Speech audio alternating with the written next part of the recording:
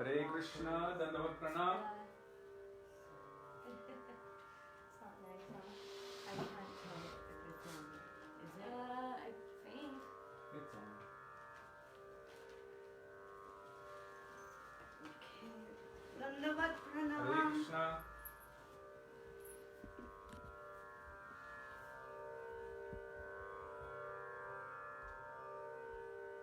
Testing, testing.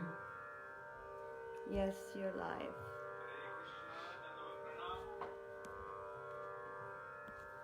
Srila Gurudev ki jai, Srila Prabhupada ki jai, Rupana Guru Varga ki jai, Patipavan Shri Nityananda Prabhu ki jai, Prem Purushottam Shashinandan Gaur Hari ki jai, Shri Radha Vinu Bihari Ju ki jai, Radha Ramana Ju ki jai, Giriraj Maharaj ki jai, Harinam Sankirtan ki jai, Hare Krishna Mahamantra ki jai, Gaur Bhakta Vrind ki jai, Shri Vrindavan Das Thakur ki jai, Teri Avirbhav Maha Mahotsav ki jai, Gaur Premanande Hari Hari Bol.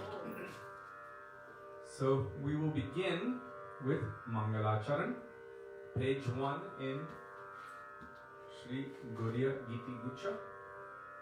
Vandeham Shri Guru, D-A-N-D-E, Vandeham.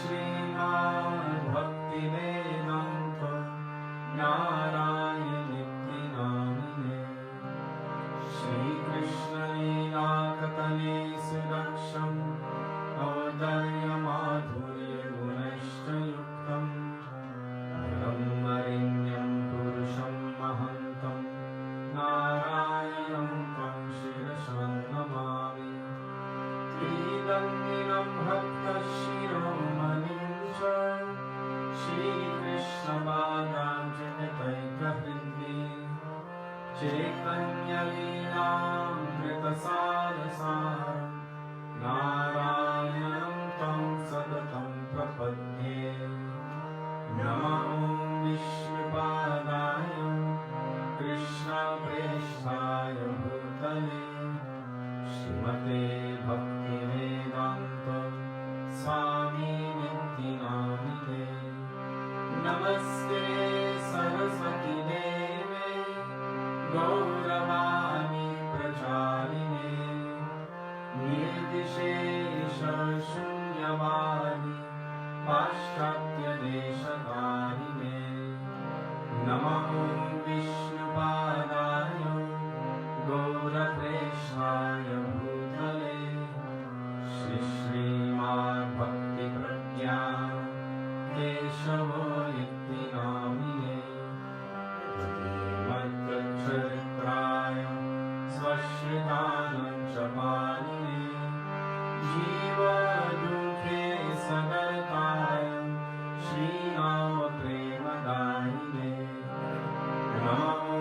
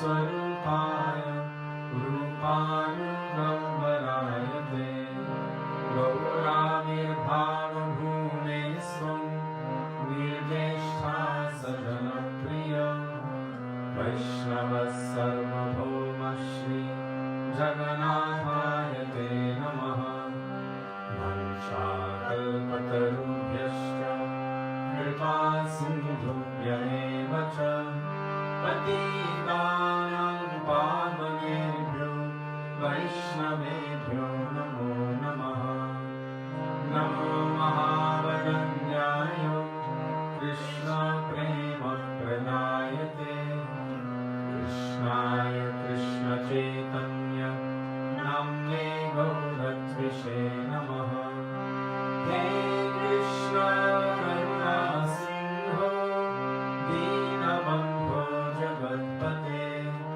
Gopesha Gopika Kanto Radha Kanto Namostute Tapta Kanchana Gaurangi Radhe Vrindavaneshwari Vrishabhanusute Devi Pranamami Haripriye Jayatam Surato Pango Mama Mandam Mate Gati Matsarvasvatparam Mojo Radha Madana Mohano Divyakrindaranya Kalpadruman Srimad Ratnagara Sinhasanastho Shri Shri Radha Srila Govinda Dev Preshthani Visebhyamanusmanami Shrimanda Sarasarambhi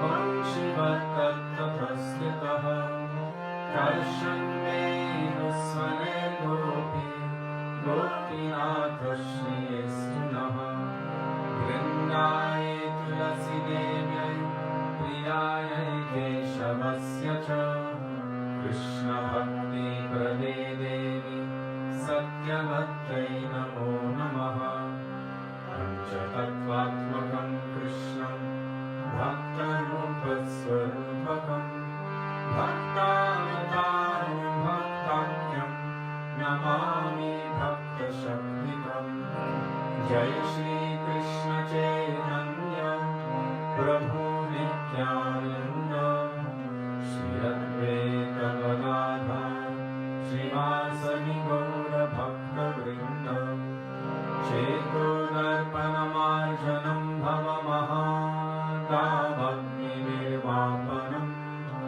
Shreya Kairavachandrika Vitaranam Vidyamadhuru Jeevanam Anandam Purivardhanam Pratipadam Purnamrita Shravanam Sarvatma Sapanam Param Vijayate Shri Krishna Sankirtanam Hare Rama Hare Rama Hare Rameva Kevalam Kalo Naskeva Naskeva Naskeva Gati Anyata Hare Krishna Hare Krishna Krishna Krishna Hare Hare Hare Rama Hare Rama Rama Rama Hare Hare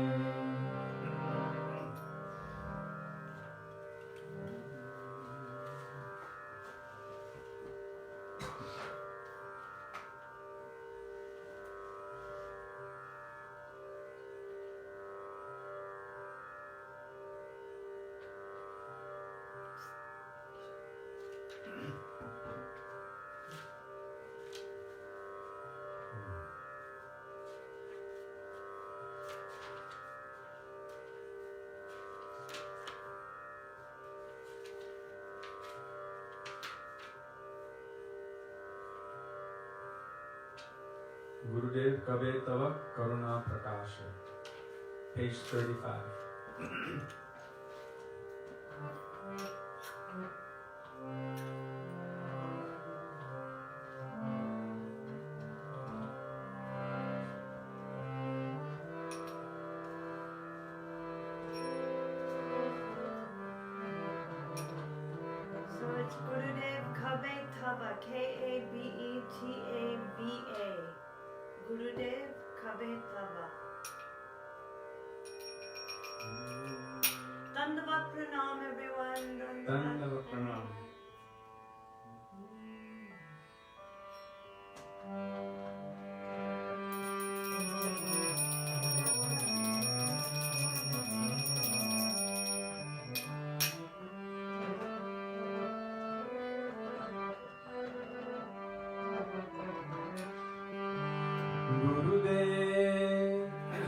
कवे तव करुणा प्रकाशे कवे तव करुणा प्रकाशे गुरुदेव कवे तव करुणा प्रकाशे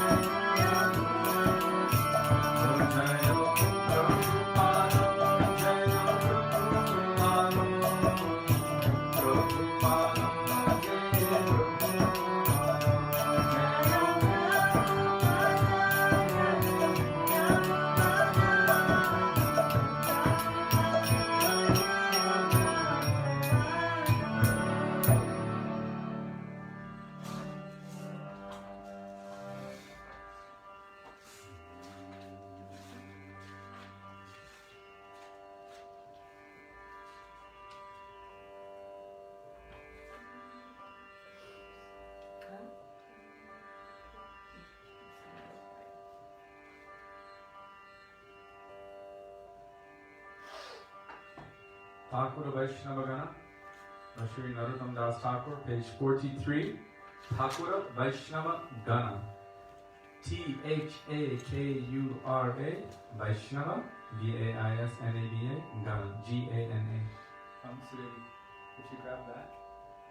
Right. You can also see on that. I just wanted to make sure that the sound is okay. But you can see it's depending on. Okay. I am going to need it anyway. I will need it after the questions, just in case.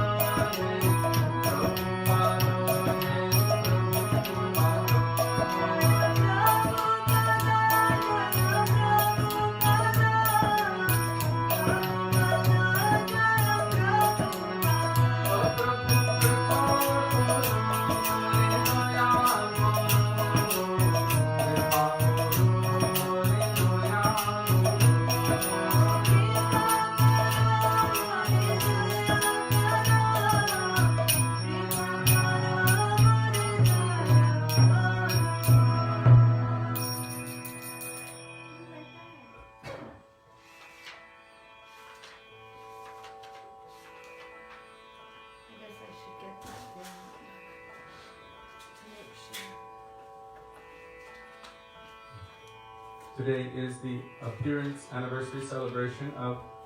Oh, the code on that is one. What's your passcode, Kishori Mohan Prabhu? Here. 1-4. Oh, I know it. Wanna try it?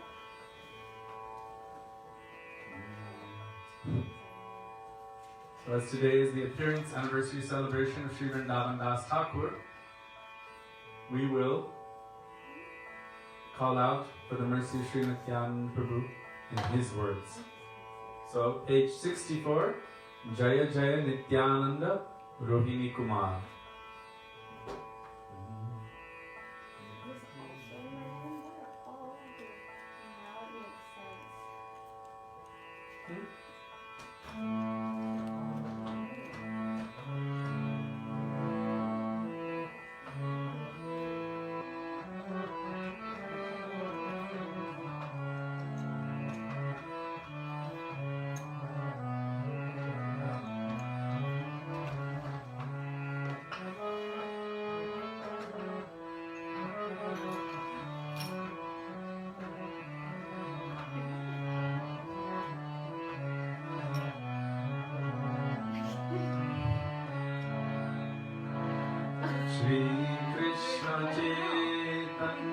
Page 64 with Jaya Jaya Nityananda Rohini Kumar, Jaya.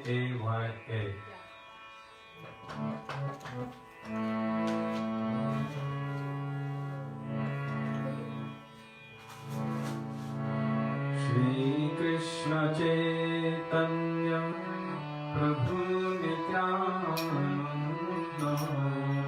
Shri Krishna Chaitanya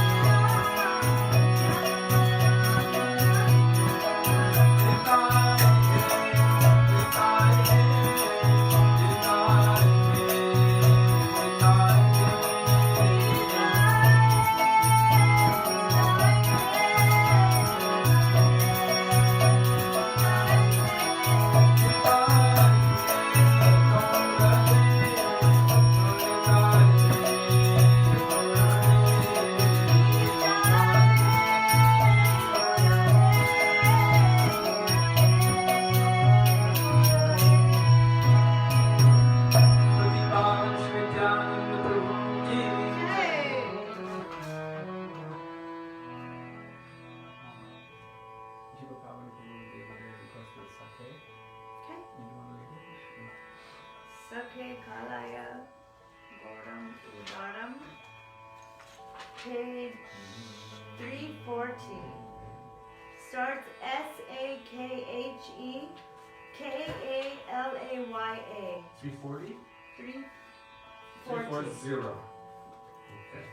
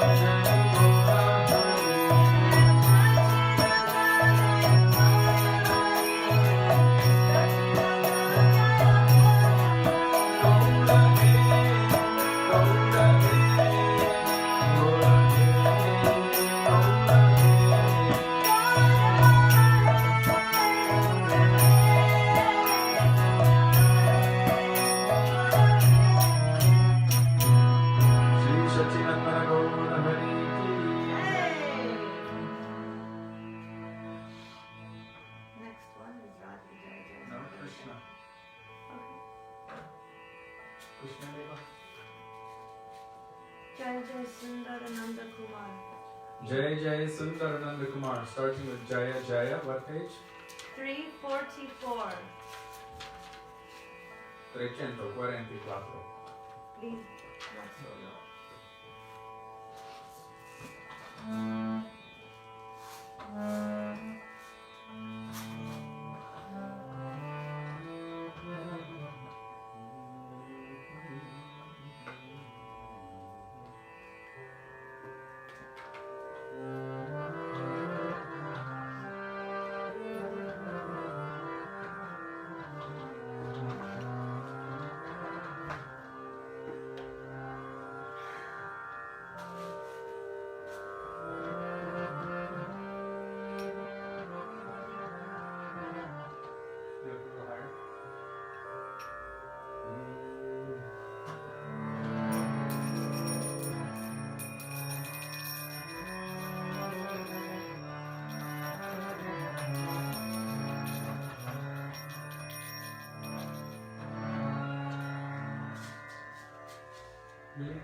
Oh. Jaya Jaya Sundar Nanda Kumar. Jaya Jaya Sundar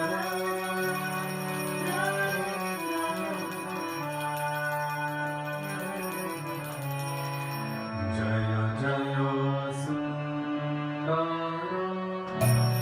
Jaya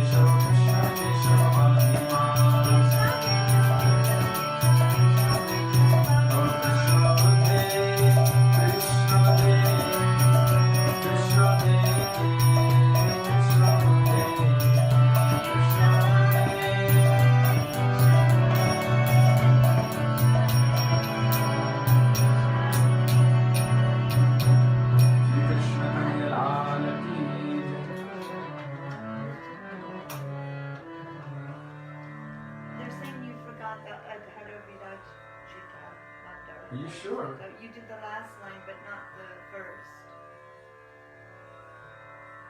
I sang Nija Vallabha Jana without Adhara Virajita. This is what Kirtita did. Nija Vallabha Jana Subrit Sanatano. It's possible. Sorry. We'll look back. We will search back when we have the opportunity. Please excuse us. Sudevi told me that I forgot it too, and I was like, what? No, because I read it. Oh. Kirtita Dasi said you missed it. There may be different versions in different books. If you can see in this book, no, really, there's different versions in different books. And so in the older book, it was in a different way, and in this book, some of the lines have been switched around in different ways. It even says it in this book. In other versions of this song, the order of the lines of the last two verses is as follows. So it may be from a different book that creates the confusion. Okay. So I apologize for any confusion. Sorry for that. Yeah, in the older books, it's actually has Bhuvana Mohana, so the end of the previous verse, and then Nija Vallabha Jana, which is the last two lines of the last verse. Okay. Okay. Thank you. Radhe Radhe. Jai Jai Maharaja. I just said that. Jiva Pavan Prabhu, can you pull up Aisi Kripa Karo Shri Radhe from KK song? AISI. Haven't we tried this before? Kripa Karo Shri Radhe. I don't even know if it's in the song book.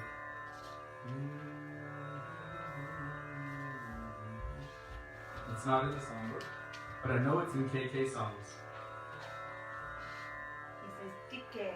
Thank you.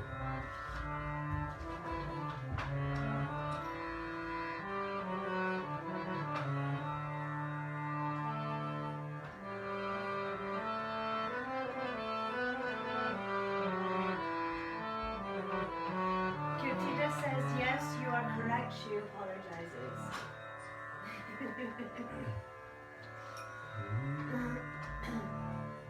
Is it there? No, he's looking now. Aisi Kripa Karo Shri Radhe.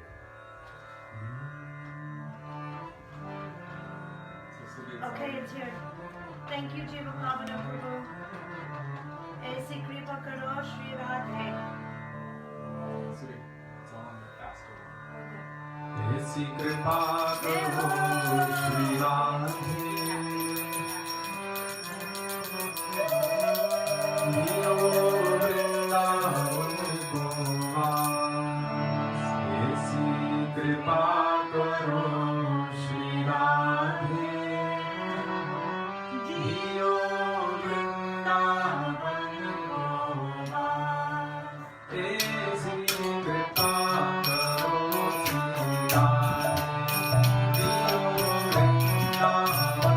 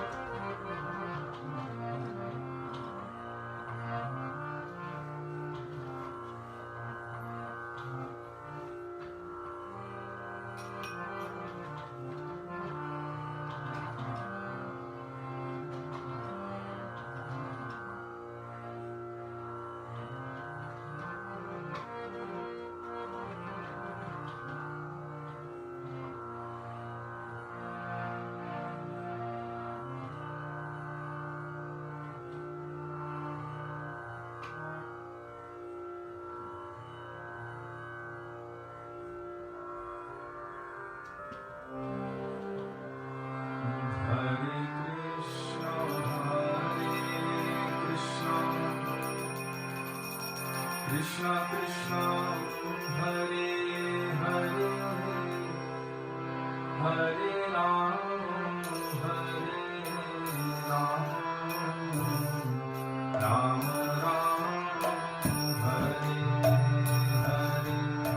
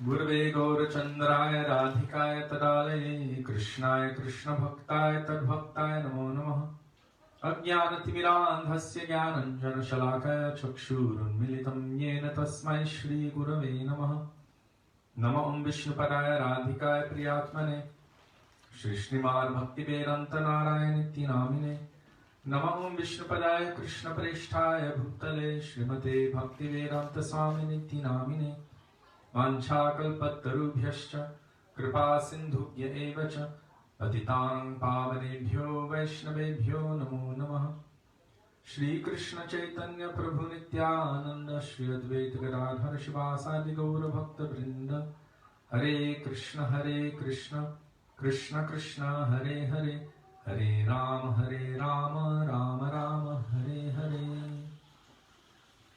Mukam karoti vachalam pangdum langayate girim Yat kripatamaham vande Shri Gurum Dinatarinam. First of all, I offer my Dandavat Pranam thousands of times at the dust of the lotus feet of our beloved Gurudev, Nitya Lila Pravishta Visnupada, Astottara Shri Srimad Shri Bhaktivedanta, Narayan Goswami Maharaja. And the same thousands of Dandavat Pranam at the dust of the lotus feet of Nitya Lila Pravishta Visnupada, Astottara Shri Srimad Shri Bhaktivedanta Swami Srila Prabhupada, to all of our Rupanu Gauriya Guru Varga, and my Dandavat Pranam to all Vaishnavas, past, present, and future, including all of you who are present with us today. My Dandavat Pranam. Dandavat Pranam. So today, for us here, is the anniversary of the auspicious appearance day of Sri Vrindavan Das Thakur. Sri Vrindavan Das Thakur Ki Jai. Interestingly enough, when he was composing Sri Chaitanya Bhagavat, which originally was known as Chaitanya Mangala, but then another great Vaishnava composed a book of the same name, so then he changed it to Chaitanya Bhagavat subsequently. When he was composing this book, compiling all of the transcendental information about the pastimes of Chaitanya Mahaprabhu and Nityananda Prabhu, at that time he said, whatever I have not written, later on will be written by Vyas. Vyasadeva will write it. And who was that Vyas?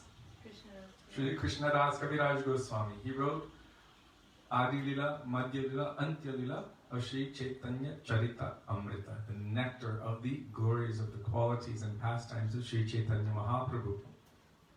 And in Sri Chaitanya Charitamrita, Sri Krishna Das Kaviraj Goswami says, I've only taken the remnants of the Vyas who has previously written about Sri Chaitanya Mahaprabhu's pastimes, that is Sri Vrindavan Das Thakur. So each of them referred to each other as Vyas. But Sri Vrindavan Das Thakur composed this very beautiful scripture, Sri Chaitanya Bhagavat. And our Guru Varga, especially Srila Bhaktisiddhanta Saraswati Thakur Prabhupada, has commented very, very deeply on the verses of Sri Chaitanya Bhagavat. So it is also essential reading for all of us. In fact, what Srila Krishna Das Kaviraj Goswami writes in Sri Chaitanya Charitamrita is like a reference. He says, I'm only taking the remnant of Vrindavan Das Thakur.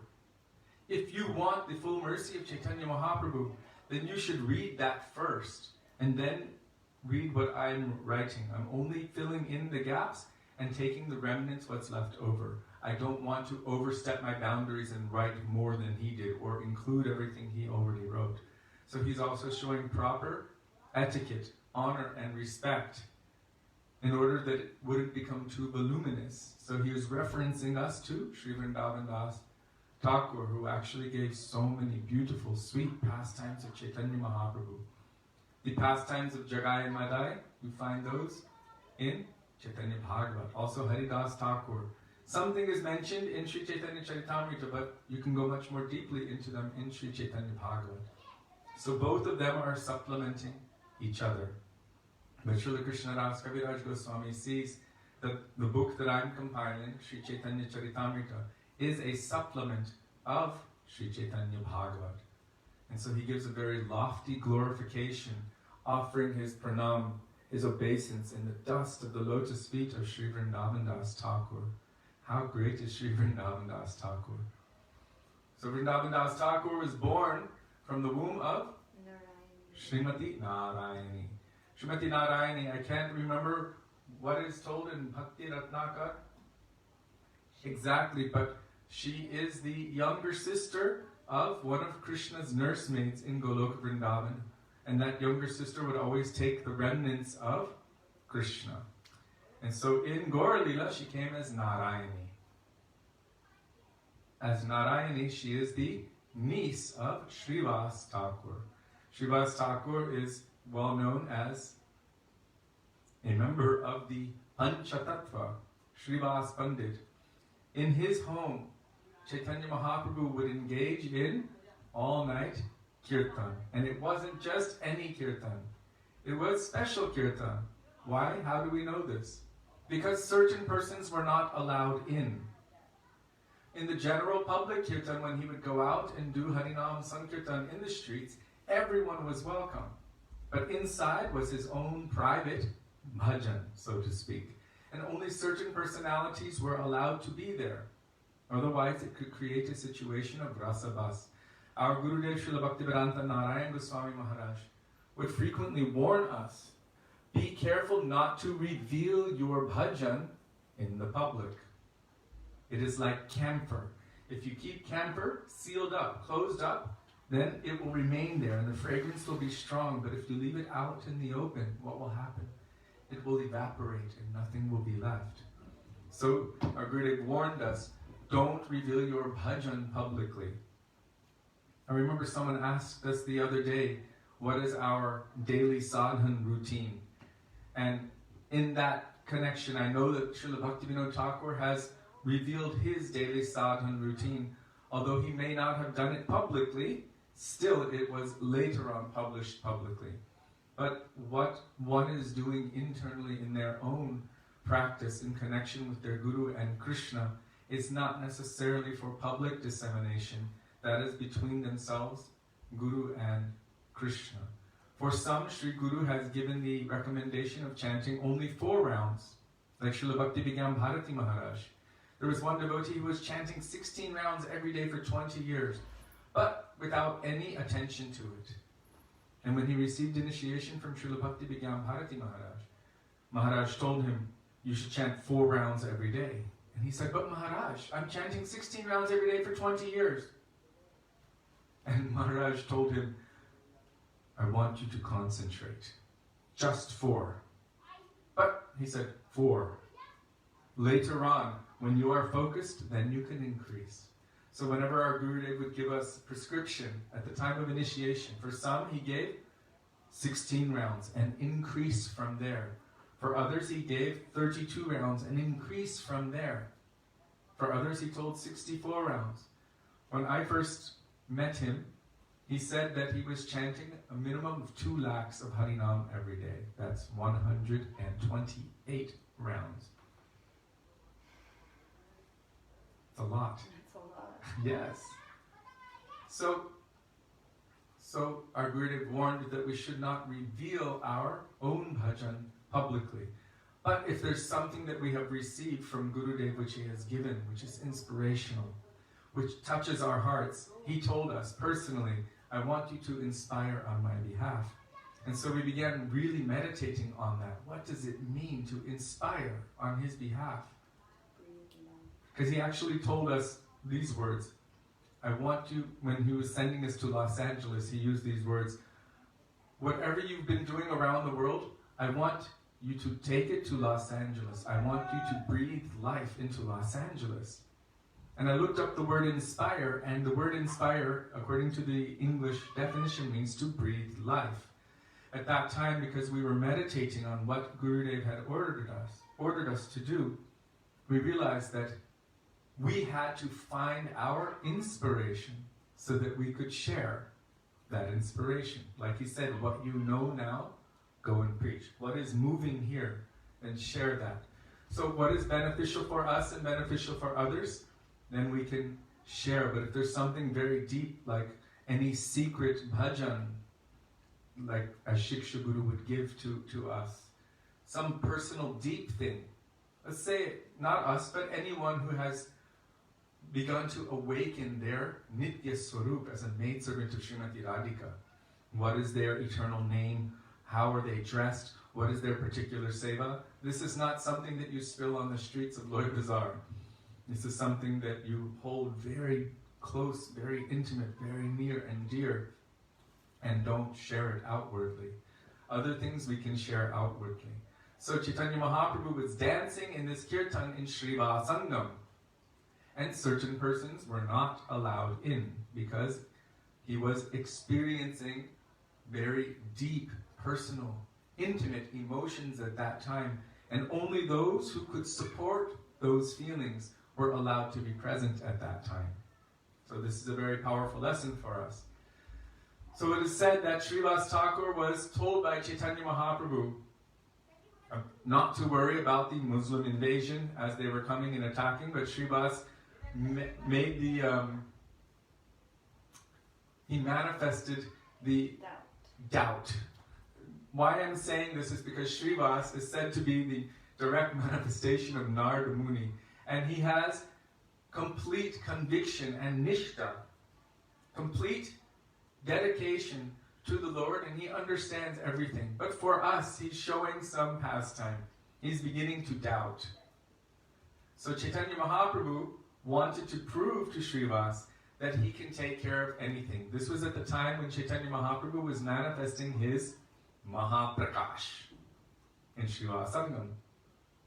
So he was manifesting, actually showing everyone at that time that he's no ordinary person, that he's the Supreme Lord. So what happened?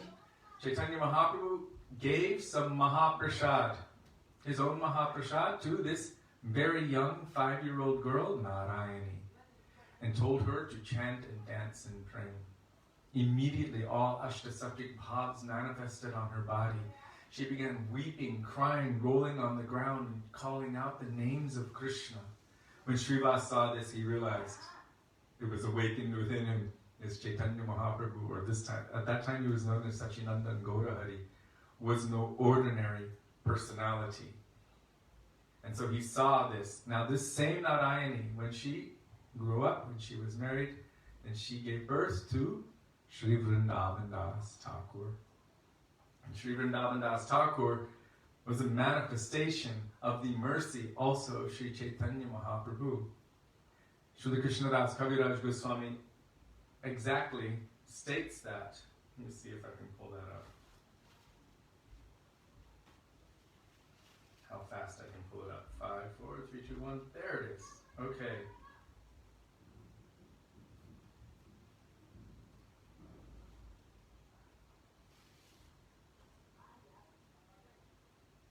Wow. Srila Krishna Das Kaviraj Goswami is saying that if anyone even just reads or hears Chaitanya Bhagavat, even if you're the greatest atheist, then you will become a devotee of the Lord, if you're a devotee of the Lord. How powerful is Sri Chaitanya Bhagavat? As Srila Bhaktivedanta Bharati Maharaj, Srila Bhakti Vallabh Tirtha Maharaj, and so many others are glorifying Sri Vrindavan Das Thakur. They mention how he focused a lot of energy on Sri Nityananda Prabhu, because he had very, very firm conviction and resolution that without the mercy of Nityananda Prabhu, you cannot receive the mercy of Mahaprabhu. Some would try to accept only Mahaprabhu, but reject Nityananda Prabhu because they couldn't understand him. Vrindavan Das Thakur had some harsh words for them. He said it's like half-hen logic. You want to take the part that lays the egg, but you don't want to give any food. You need to accept both. Without the mercy of Nityananda Prabhu, you cannot attain the shelter of Sri Chaitanya Mahaprabhu.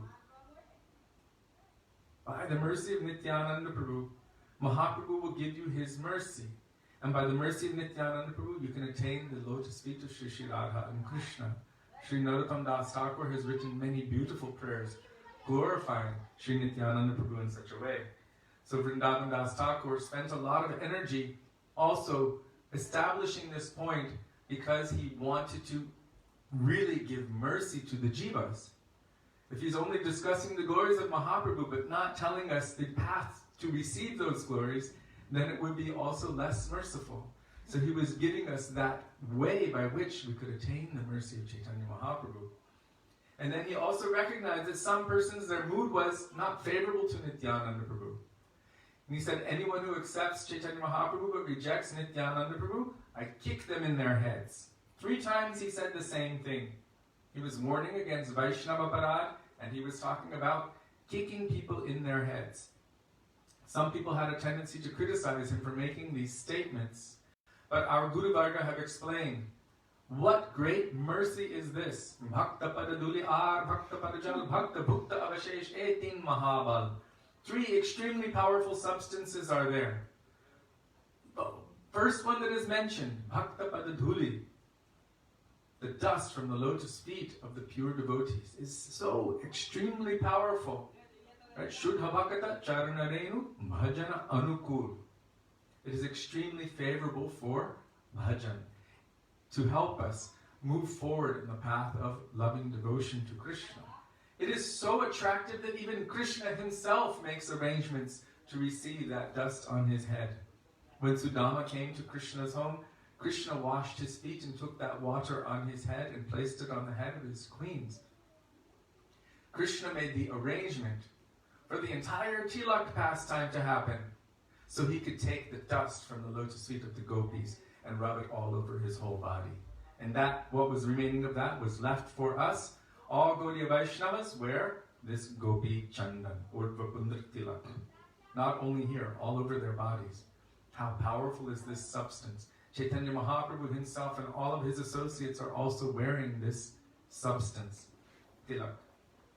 So, Vrindavan Das Thakur is saying, I kick them in their heads. So our Guru Varga have given the commentary that this is actually great mercy. That he's saying, I will kick you in your head. What will happen as a result of that dust from the feet of the pure devotee? All of our anarthas, all of our attachments in this material world, all of our misconceptions, all of our sahajya tendencies, all of our atheistic and mayavad tendencies will be removed in a moment by the mercy of the pure devotee of the Lord. So it's great mercy if any pure devotee, who is it, Abhiram Thakur? The one with the whip? Yeah, Miniketan. Abhiram Thakur and also Miniketan Ram had the flute. Right, so he would whip any devotee with his whip, and immediately that devotee would receive prema. So there is no ill effect by receiving the mercy, either by externally appearing as affection or as chastisement by the pure devotee of the Lord or by the Lord himself. Everything about them is all auspicious because they are transcendental. So Sri Vrindavan Das Thakur, he was very heavily defending Sri Nityananda Prabhu. And also it is said that he composed Sri Chaitanya Bhagavat in such a way that he placed all of the verses in very easy to understand language. That the locals could understand. In Bengali language, easy to understand.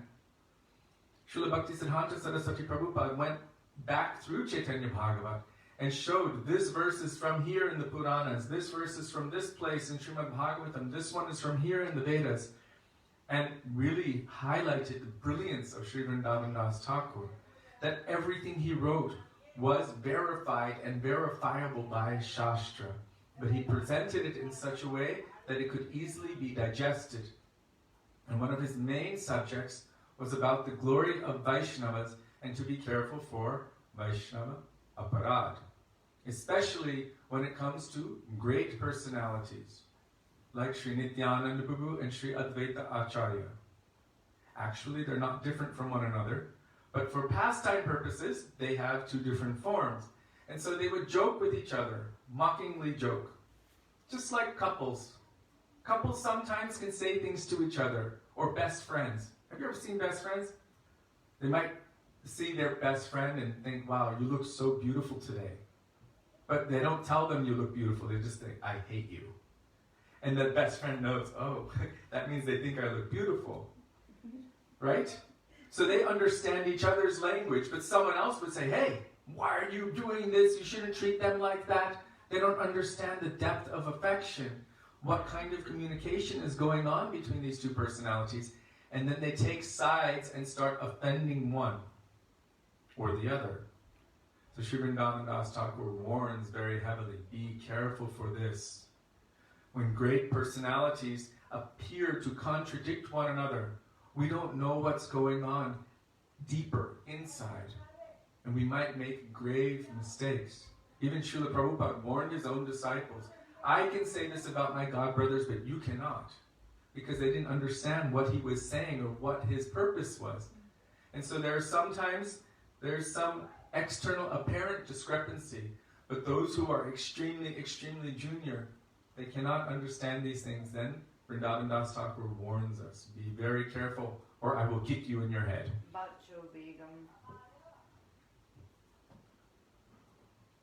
So, because we just spoke about Vrindavan Das Thakur on his disappearance day less than 2 weeks ago, in quite some depth, I wanted to go from here into an important question which was asked yesterday, and it's related to this subject, and it's also related to this book. Hopefully we can get more into going beyond Vaikuntha. So, Sri Vrindavan Das Thakur ki jai.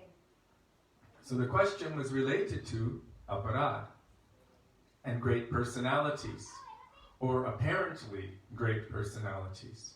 What was and the question? There's a lot of fine points and innuendos when it comes to what is spoken in Shastra, what is spoken by the pure devotees. What sometimes they tell us this thing, and then sometimes they tell us that thing. So here's an example. We've all heard from our Gurudev.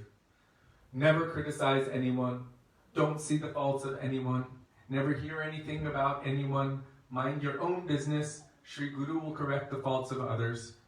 Leave it alone. Just mind your own bhajan. We've all seen this and heard this, right? Right. And we've also heard this from Shastra. We've heard it from many different sadhus. And so this is one perspective. Then there's the other perspective.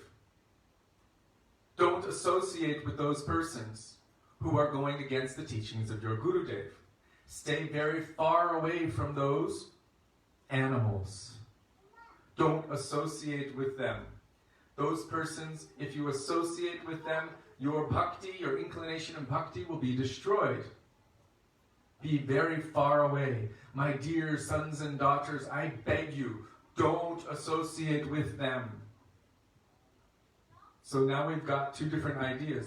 How do you how do you not associate with someone and at the same time not criticize them? So this creates a little bit of a conflict of interest. And we've heard and seen this through all Shastras, all scriptures, and all pure Vaishnavas. So this brings it down to the point of what is aparadha. Apa means against, and radha means affection. What is aparad? What is discrimination? What is proper understanding in any situation and how to deal with it? And really, when it comes down to it, when it comes down to the foundational platform, it is quite individual. It depends on one's own adhikar, their own qualification. Certain things just depend on common sense. And sometimes people throw out all common sense, and that's when you have sahajya. Sahajya just means complete nonsense, superimposing the material onto the spiritual or vice versa, but just in the name of Guru and Vaishnava and Bhakti and everything else. So let me give you an example of common sense. Imagine walking down on the parikrama marg. We're doing parikrama on Ekadashi around Vrindavan, and suddenly there's a bunch of broken glass on the path. So what does common sense tell you? Does it tell you to walk through the glass or walk around it? Well, that's a simple answer. You walk around it. Does common sense tell you to warn your friends or family members who are walking with you, be careful for that glass, don't step on the glass? Well, it seems obvious, right? Be careful for that. You might get hurt, you don't want to cut yourself. More common sense would be that we would also clean it up and sweep it out of the way. But once it's done, then we don't have to think about it anymore. We don't need to worry about it. So there's common sense. Simple, foundational common sense. It is the responsibility of individuals to ascertain what is and is not favorable to our development of bhakti based on the words of Guru, Sadhu, and Shastra. We have a responsibility to ourselves to not be foolish. So what's an example of foolishness? I have to bring this up. So let's just say you know that someone has an addiction, or they did have an addiction, to doing illegal activities. For example, molesting children. So if you knew this, and maybe they have not done anything for some time, maybe they've been good for 10 years, but they had a history. And your best friend is there, his family is there, his children are there, and you see this man walking off with one of his kids. Should you say something, or should you not say something? That's where your common sense has to come in.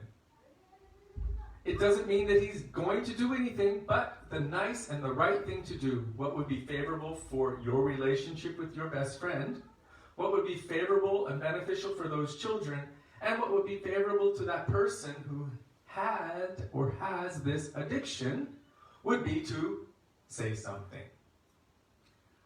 Be careful. I don't know what's going on, but there's a history there, so just watch your children. If you didn't say anything and something did happen, that person would say, why didn't you say something? You saw me. So you would be guilty or complicit because you didn't say something. That child would never trust you again, and neither would your best friend. So Srila Bhaktivedanta Thakur, he explains what is aparad and what is not aparad. If the activity that you do is favorable for yourself, for others, and for everyone else, this is not considered aparadha, because it's not against affection. Aparad in its nature has maliciousness behind it. Aparad means against affection. If you care for someone, then it's not against affection. A friendly warning is not against affection. Now, there are sometimes circumstances where someone might have a slip. And Sri Guru may say, that person is under my care, under my guardianship, and I will take care of them. So leave it alone. In that case, okay, Hare Krishna. But if that activity continues and continues and continues, even after the departure of Sri Guru, then there's some kind of common sense that needs to take place. Maybe that person is chanting, maybe they're doing so many good activities, maybe they're inspiring so many, but still, there needs to be some care. If we are completely blind, then we will also be creating aparad. So both things are there in Shastra. What is told in our scriptures? We should understand what is favorable and what is unfavorable. Anyabhilashita shunyam jnana karmadyanavritam. The first two lines of the verse defining pure bhakti are telling us what is not bhakti, so that we can understand what is unfavorable. What is not bhakti? Any other desire other than the desire to serve Krishna for his happiness, pleasure, and benefit is not considered pure bhakti.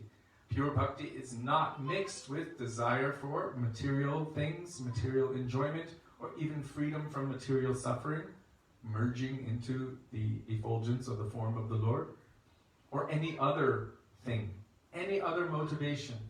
Pure bhakti is devoid of that. The point I'm making is that there are two sides mentioned. What is unfavorable and what is pure bhakti. Then you have the verse defining surrender. Anukulyasya sankalpa, pratikulyasya varjanam. The first two things which are mentioned. Accepting everything that is favorable for the development of bhakti, and pratikulyasya varjanam. Rejecting or avoiding anything which is unfavorable for the development of bhakti. Why would they mention both? Because it is essential to also know what is not favorable. There's favorable and unfavorable. We must understand both. Otherwise, If we're only contemplating the one thing, but we don't know what the pitfalls are, then very easily we can fall for them. One who does not stand for something can fall for anything. Have you heard that quote?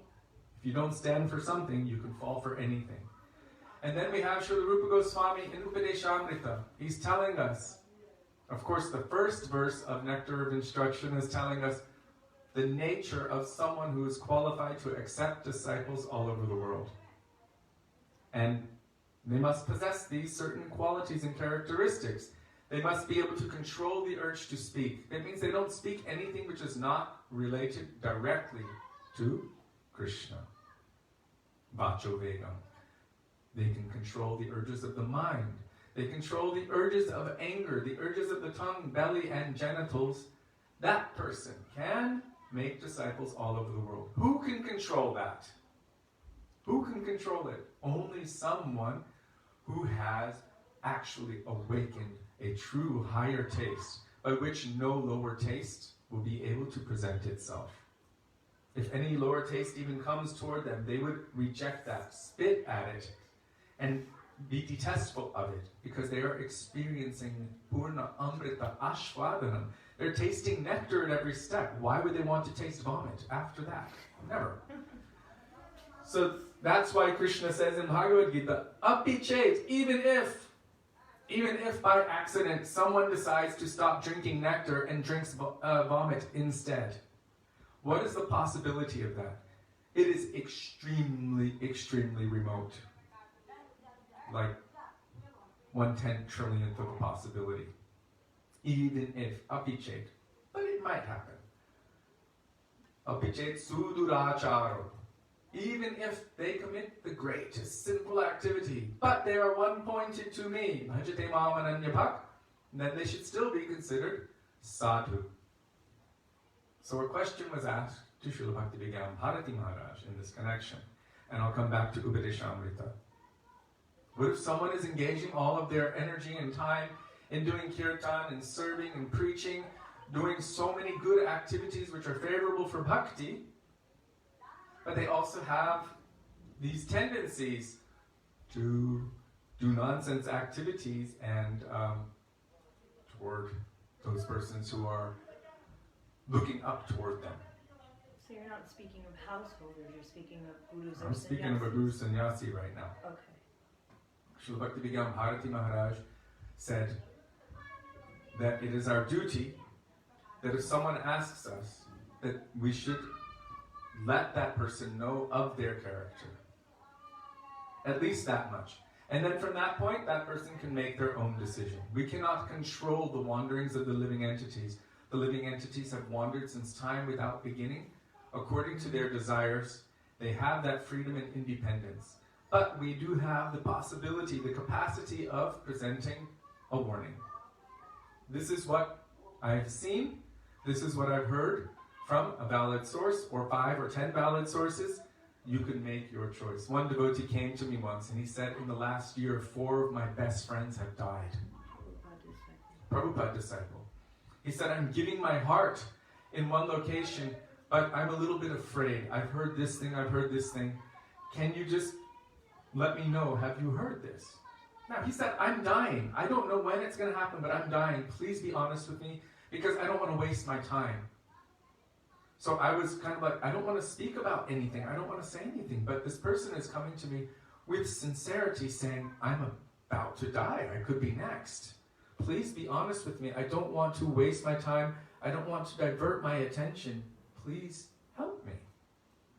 So what is the practical, common sense thing to do at such a time? To be honest. To be honest. So I told him, yes, I have heard this thing. And I gave all of the glories of that person, but I said, I've also heard this thing. So you can make your choice accordingly. I have no right to control what anyone does, but I do have a duty, if asked with sincerity, to share what I've received, if it may benefit them on their progress on the path of bhakti. That sounds practical, right? It sounds common sense. So, Srila Bhaktivedanta Maharaj, he said, they should be given the option They can be told and then they can make their decision from there.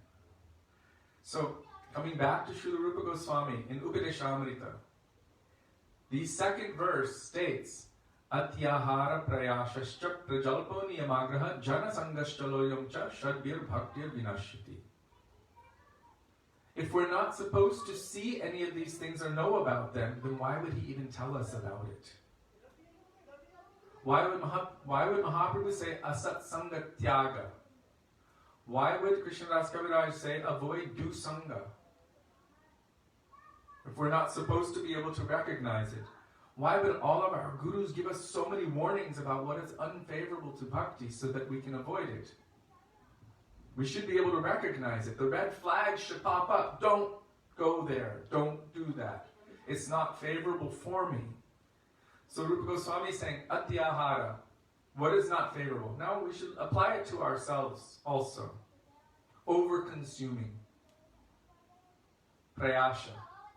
Over-endeavoring for material things. Prajalpa. Speaking about nonsense activities, like we see these days. So many persons speaking about nonsense. I'll give you an example.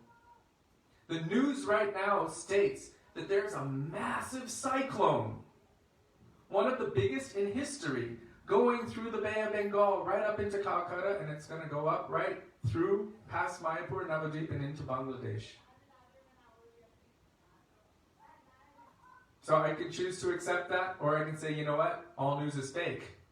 And they're just telling you that so that you'll be afraid, so that they can keep you locked up in your houses. And then I can start promoting all kinds of other documentation to prove my point. Well, they've lied in the past, so check it out, they're lying now. And then when they report all of the deaths and diseases that come as a result of that, oh, they're just saying that. But it's not really true. This is an example of prajalpa. What does it have to do with Krishna and bhakti and what's favorable for bhajan? It's distracting one's mind from Krishna. And what will the result be? Only adding to the confusion of this material world. It's already confusing enough as it is. I don't know what's real and what's not out there, but Sri Guru has given us reality, distinguished from illusion. That is the highest truth. Bhagavat Dharma. Everything else, according to Shastra, is a waste of time. Anything which doesn't develop or increase within my heart an attraction for hearing Hari Katha, Vishvakshena Kathasuya, is considered hard, useless labor. Srimad Bhagavatam Uvacha. Dharma Svanishtita Pumsan Vishvakshena Kathasuya Notpadaya Jaliritim Shrama Eva Hi Kevalam. It's all hard, useless labor. Why is it useless? Because it will not have any beneficial effect whatsoever. What will happen as a result of knowing or not knowing about the falsity of the material world's temporary truths and temporary falsities? It won't help us. That's why Srila Rupa Goswami says, Tan nama rupa charitari sukirtananu smrityo kramena rasanam anasini yojya tishtham rajetad anuragi jananugami kalam nayat akhilam ityupadesha saram. What is the essence of all advice under the guidance of a Braj Rasik Bhavuk Anuragi personality who is actually realized in their relationship with Krishna in Vrindavan? One should do bhajan, means sukirtan of Krishna's names, forms, qualities, and pastimes constantly without cessation, kalam nayed. This is the essence of all advice. Rupa Goswami is saying the essence of all advice. If you are doing that constantly 24 hours, then where is the time for the other stuff?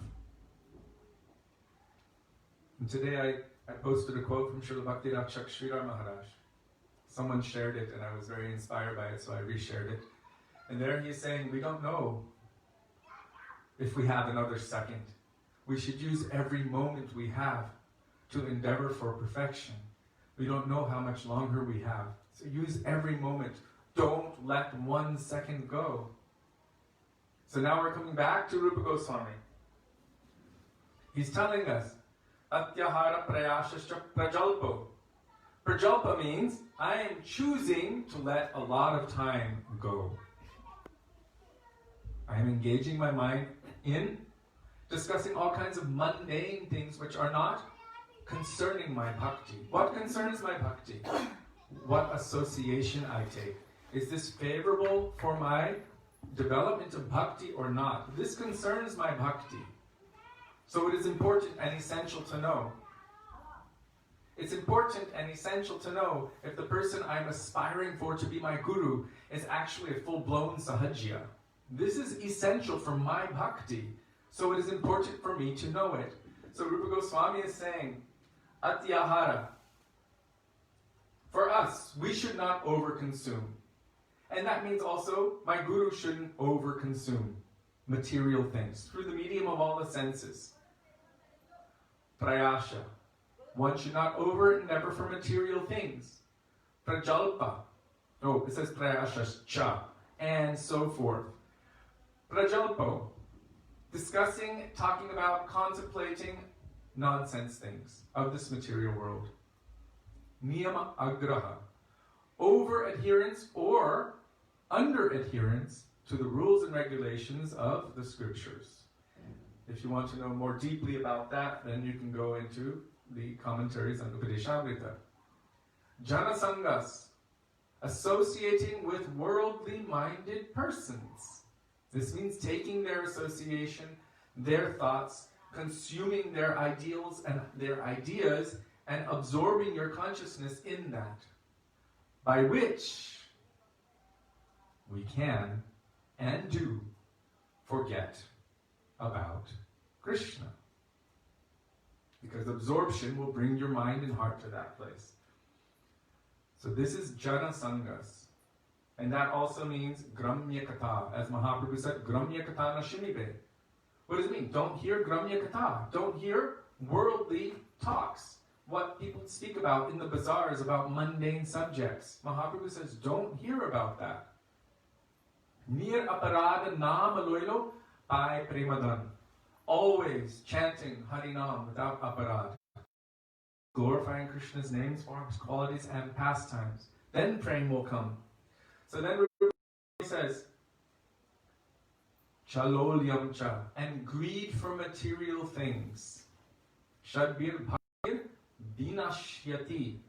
These 6 things are detrimental to bhakti. They will destroy your inclination to move forward on the path of bhakti. So he has told us what is unfavorable, and then he tells us what is favorable. And in these 6 that are favorable, utsaha, which I talked about yesterday, enthusiasm, determination, patience, utsaha nishtaya dharya, tat karma pravartana, and those activities which are favorable for moving forward on the path of bhakti. Those activities, tat karma pravartanat, means they awaken bhakti. They're favorable for bhakti. And interestingly, in the last one he says is satovrite, following in the footsteps of the sadhus. As Srimad Bhagavatam says and Shastra says, Mahajano yena kata sapanta, that we should walk in the footsteps of the great personalities. That means the acharyas who teach by their own example, we follow and walk the path that they have walked. But interestingly, Rupa Goswami places in this verse, the 3rd verse of Upadeshamrita, which is all the things that are favorable for bhakti, he mentions Sangat Tyagat. It is favorable to give up unfavorable association. He already said it in the previous verse. Now he's giving another very strong emphasis. It is favorable to avoid unfavorable association. Asat sangatyag. Sangatyagat. To reject unfavorable association.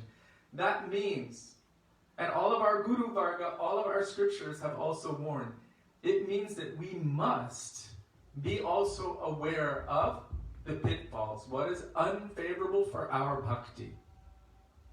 So then the question comes, so I have some knowledge of something, I won't go there, and I'll definitely make sure to tell those that I care about, who are close to me, not to go to that place. But what if I see someone else who I know, but they're not so close to me? This is where we have to decide. Do I care enough to say something, or do they not matter enough for me to say anything? Will it be beneficial for their bhakti or not? And this is a personal choice, right? Okay, well, I've saved my family from the glass on the parikrama path, but, let the rest deal with it themselves. Good luck. So this also determines the amount of care we have for others. Okay, so someone had a question? Yes, I wanted to say something. Okay. It's okay. Type 1 second. Dandavat pranam.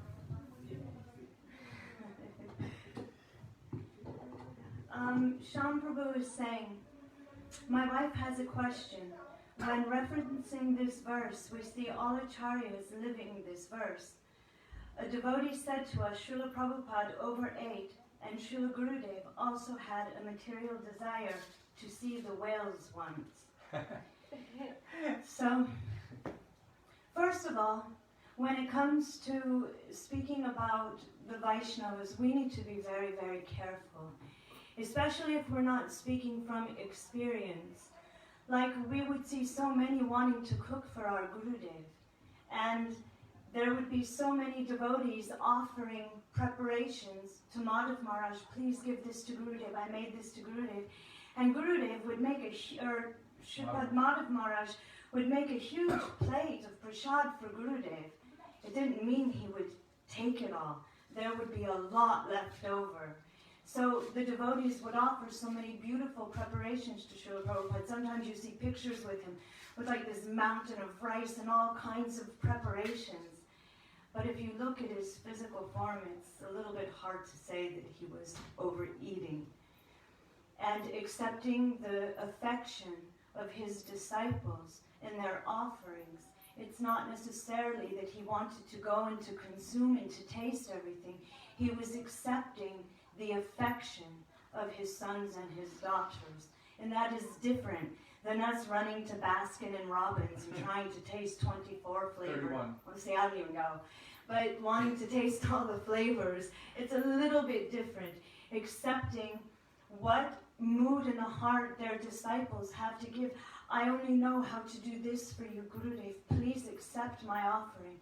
So Guru accepts that to give the disciple benefit, to help them, not because they want to take and taste everything. Even when our Guru Maharaj played the pastime of becoming sick, one of the things we saw was that about 43 doctors were coming to see him. What person can survive with 43 doctors? Everyone had a different agenda and a different kind of medicine and a different kind of idea of how to treat. And Gurudev said, yes, let them come, let me see them. He didn't want us to implement any of it. He never said, do this, do that. He would let them come, feel his pulse, tell what needs to be done. Why? Because he was making the perfection of their becoming doctors perfect by trying to use that in the service of the pure devotee. He didn't utilize it for himself. He gave them benefit.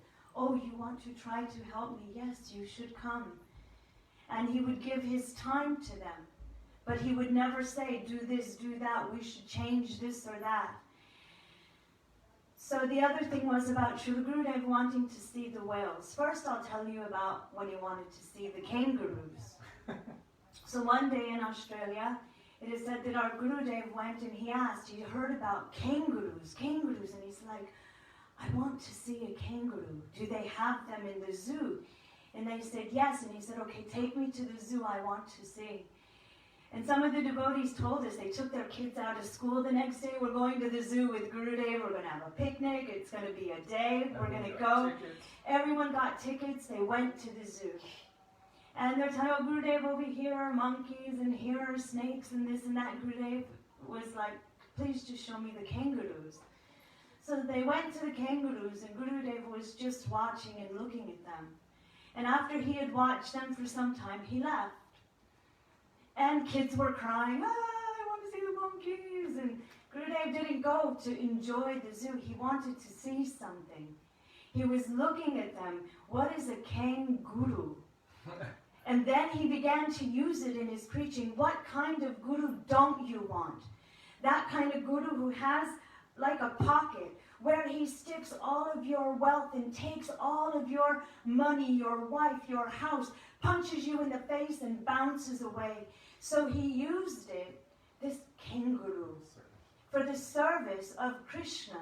And he would use it to make us laugh and understand what kind of guru to stay away from.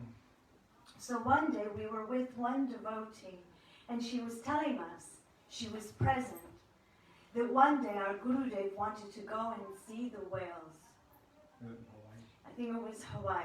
He said, I want to go and see the whales. So they decided, okay, they got on a boat and they went to see these whales, and Gurudev was looking at them. And she said that he stood up and he said, even though they don't know I'm here and they don't see me, I see them. And I'm here to try to give them liberation.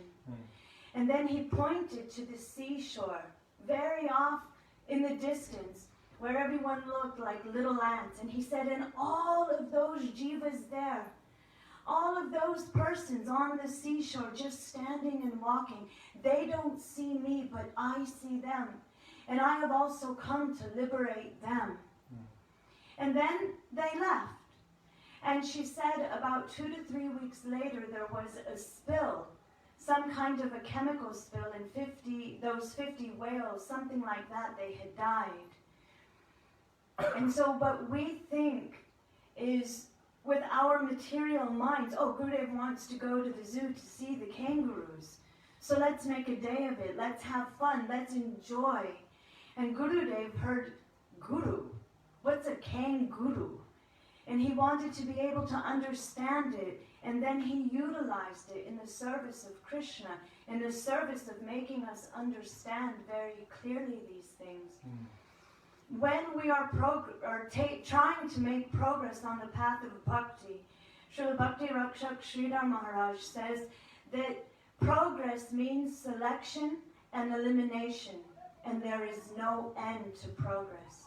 That means what was once supporting us, what was once very necessary for us in our beginning path of bhakti or middle path of bhakti, what was once our defining, balancing act, all of a sudden no longer is it useful for me. It's holding me back. Oh, I'm stuck in this place and they're not letting me run to the pure devotee where my heart is running. So now that place is no longer favorable for my progress in bhakti. So what was once favorable now has become unfavorable. So I must